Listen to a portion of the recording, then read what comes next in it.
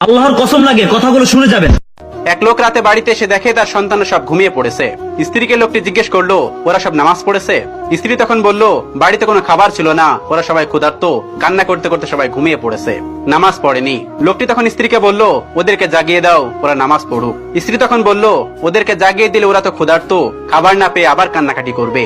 লোকটি তখন বলল, ওদেরকে জাগিয়ে দিতে বলেছি, জাগিয়ে দাও, আদেশ পালন করো। তাদের রিজিকের দায়িত্ব আমার না, তাদের রিজিকের দায়িত্ব আল্লাহ তাআলার উপর।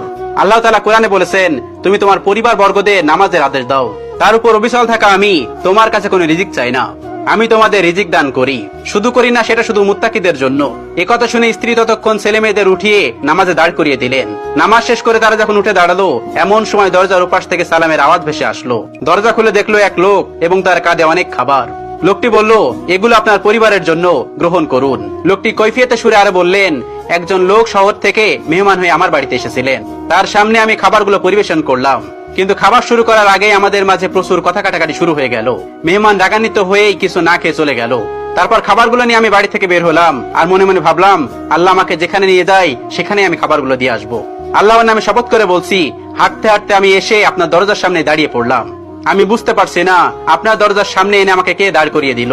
সুবহানাল্লাহ। রাসূল সাল্লাল্লাহু আলাইহি সাল্লাম বলেছেন, আল্লাহ তাআলা বলেন, হে আদম, তোমরা আমার ইবাদতের জন্য মনোনিবেশ করো, আমি তোমাদের অন্তরকে সফলতায় ভরিয়ে দেব এবং তোমার হাতে রিজিক দ্বারা পূর্ণ করে দেব। হে বনি আদম, তুমি আমার থেকে দূরে যেও না, ফলে আমি তোমার অন্তর অভাব পূর্ণ করে দেব এবং তোমার দুহাতকে কর্মব্যস্ত করে দিব। আমরা একটু কিছু হলেই ভেঙে পড়ি, একবেলা না খেয়ে থাকলে কত অভিমান, কত অভিযোগ।